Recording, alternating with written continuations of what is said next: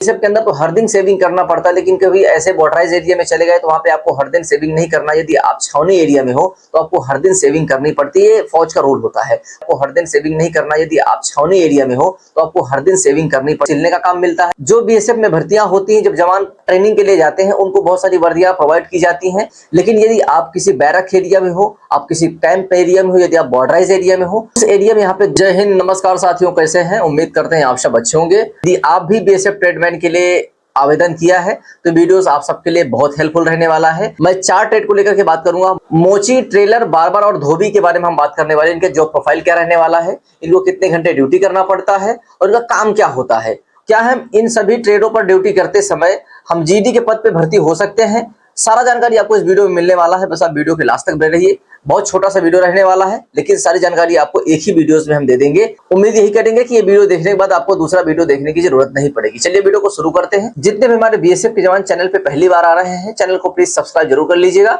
इससे आपको ऑथेंटिक जानकारियां मिलती रहेंगी और बीएसएफ से आने वाली हर अपडेट आपको यहाँ पे पल पल मिलती है। सबसे पहले मैं मोची ट्रेड को लेकर के बात करूंगा। मोची ट्रेड के नाम से ही आपको पता चल रहा होगा कि मोची का काम क्या होता है। देखिए, मोची का जेन्युइन जो काम होता है वो जूते को सिलना है, जूते को बनाना है। ठीक है, जवानों के जितने भी जूते हैं उनको पॉलिश करना है, समय समय पर उनको जूते को प्रोवाइड करना है। जैसे उनके जूते वगैरह फट जाते हैं तो उनकी मरम्मत करना है। ये सारा काम मोची का होता है। जेन्युइन मोची जो काम बाहर करता है, ऐसे वर्क बीएसएफ के अंदर नहीं करने को पड़ते हैं। अधिकतर जो जवान होते हैं बीएसएफ के, वो अपने से ही पॉलिश वगैरह कर लेते हैं। कभी उनके शूज वगैरह फट जाते हैं या उनके बूट्स फट जाते हैं, तब कभी जो है यहाँ पे मोची के पास भेजा जाता है तो आपको उन जूतों को सिलना पड़ता है। लेकिन अधिकतर यहाँ पे समझ लीजिए जो मोची का काम होता है वो काफी रीजनेबल काम होता है। आपको इतना ज्यादा स्ट्रेस नहीं होता है। बहुत कम समय तक ही आपको काम करना पड़ता है। कुछ घंटे ड्यूटी करने के बाद आपको अधिकतर आराम करने का ही मौका यहाँ पे। मैं आगे बात करूंगा ट्रेलर ट्रेड को लेकर। ट्रेलर ट्रेड से ही पता चलता है कि आपको क्या काम करना पड़ेगा। तो अभ्यर्थी ट्रेलर के ट्रेड पे भर्ती हो जाते हैं।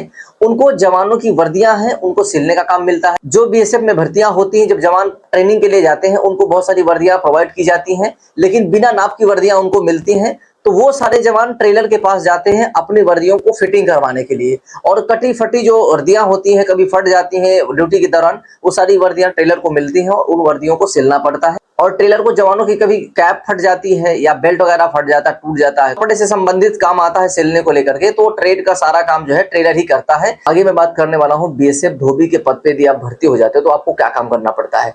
यदि आप बीएसएफ धोबी के पद पे भर्ती हो जाते हो तो आपको जेन्युइन जो बीएसएफ के अंदर जितने भी जवान हैं उनके यूनिफॉर्म का धोने का काम मिलता है। अब बहुत सारा अभ्यर्थी यहाँ पे सोचता होगा कि जब हम धोबी के पद पे भर्ती हो जाएंगे तो हमको फिर हाथों से उनके कपड़े को धोना पड़ेगा। ऐसा नहीं होता मेरे भाई।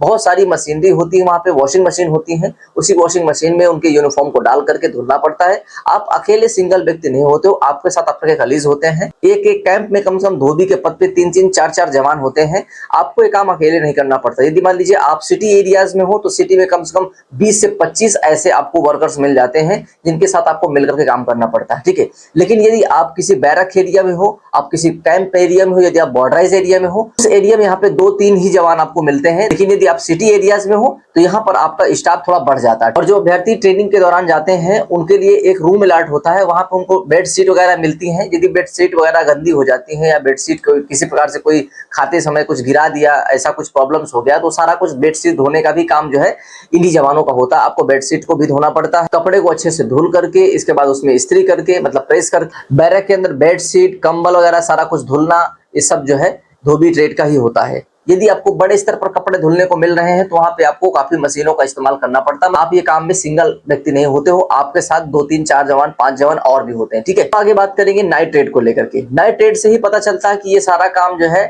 बाल हेयर कटिंग से लेकर के है। तो संडे को आपको ज्यादा काम करना पड़ता है क्योंकि संडे के दिन सारे जवानों की छुट्टियां रहती हैं। तो उसमें सारे जवान जो है हेयर कटिंग कराने के लिए आते हैं, शेविंग कराने के लिए आते हैं और अपना साफ सफाई कराते हैं, मतलब हाइजीन वगैरह सब कुछ ठीक ठाक कराते हैं। तो उस समय थोड़ा से उनको ज्यादा काम पड़ जाता है संडे के दिन अधिकतर।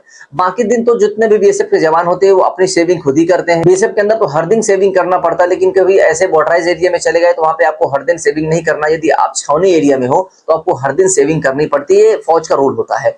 फौज के अंदर अंदर आपको मेंटेन रखना पड़ता है, हेयर कटिंग को लेकर के, सेविंग को लेकर के, मूछ वगैरह को लेकर के, सारा कुछ आपको मेंटेन करना पड़ता है। लेकिन इतना ज्यादा यहाँ पे आपको ड्यूटी नहीं मिलती। लेकिन संडे के दिन आपको टाइम भी नहीं मिलता, इतना ज्यादा जवान आते हैं कि आपकी हेयर कटिंग में पूरा समय चला जाता है। लेकिन क्या एक टाइम पीरियड भी होता है, मतलब ये जबरदस्ती नहीं हो सकता कि आपको ज्यादा ड्यूटी करना पड़ेगा।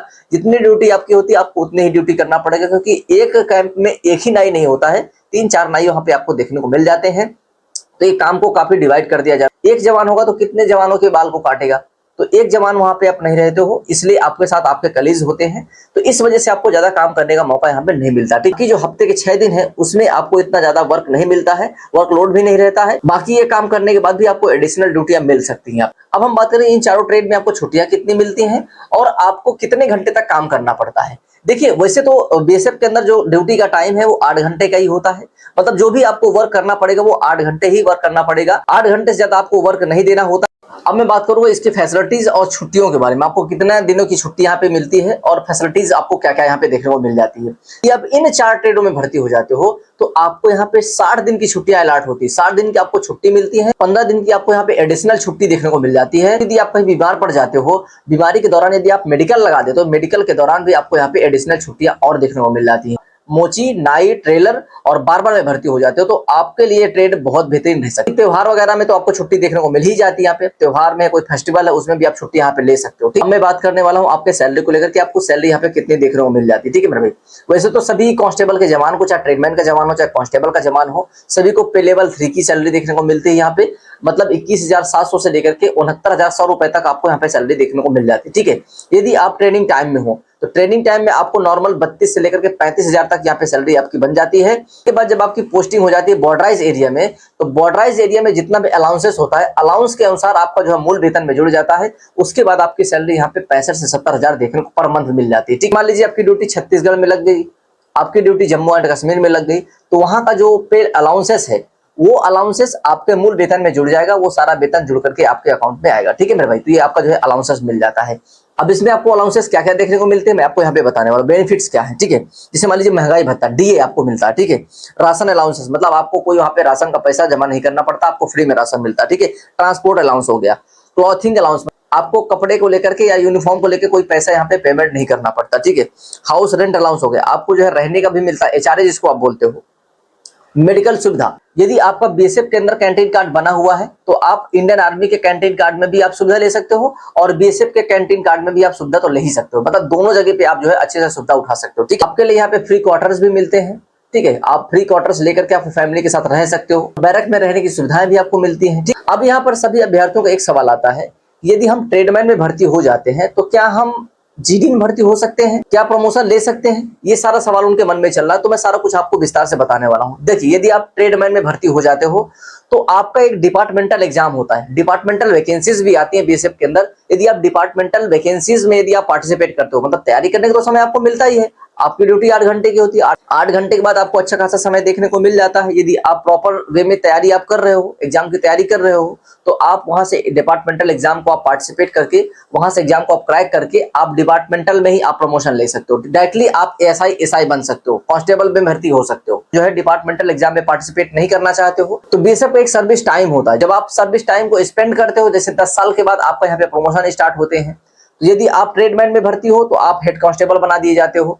उसके बाद यदि आपका काम अच्छा खासा रहा तो आप एसआई बना दिए जाते हो। इस ट्रेड में आपको अच्छे खासे प्रमोशन भी देखने को मिल जाते हैं, तो प्रमोशन को लेकर के यहाँ पे कोई मन में डाउट नहीं होना चाहिए। यदि आप प्रमोशन से हेड कांस्टेबल बनना चाहते हो तो भी आप प्रमोशन से बन सकते हो। यदि आप डायरेक्ट हेड कांस्टेबल एसआई बनना चाहते हो तो आप डिपार्टमेंटल एग्जाम दीजिए, डिपार्टमेंटल एग्जाम देकर के डायरेक्ट आप एसआई बन सकते हो। ठीक है, तो बहुत अच्छी बेनिफिट्स इसके अंदर भी हैं। मैंने सारा कुछ यहाँ पे कवर करने की कोशिश किया है। चारों ट्रेड में जो भी वर्क होता है, छुट्टियां होती हैं, जो कितने घंटे आपका काम किया जाता है, वो यहाँ पे मैंने सारा कुछ बताने की कोशिश किया है। यदि आपको डेली रूटीन इनके जानना है कि डेली रूटीन इनका क्या होता है, कितने बजे से कितने बजे तक इनको ड्यूटी करना पड़ता है, आप डिमांड्स करोगे तो उस पर भी मैं एक वीडियो लाने की कोशिश करूंगा मेरे भाई। तो आप हमें कमेंट करके सजेशन जरूर दें मेरे भाई कि आपको किस टॉपिक पर वीडियो चाहिए। बीएसएफ के अंदर किसी भी ट्रेड को लेकर यदि आपके मन में कोई डाउट है तो आप हमें कमेंट कर सकते हो। उस ट्रेड के बारे में हम सेपरेट वीडियोस लेके आएंगे। उम्मीद करता हूं जानकारी आपको पसंद आई होगी। जानकारी पसंद आई तो वीडियो को लाइक करो, चैनल को सब्सक्राइब करो और ज्यादा से ज्यादा वीडियो को शेयर करो अपने दोस्तों के साथ। ठीक है, तो चलिए मिलते हैं नेक्स्ट सेशन के साथ, नई जानकारी के साथ। तब तक के लिए नमस्कार, जय हिंद, वंदे मातरम।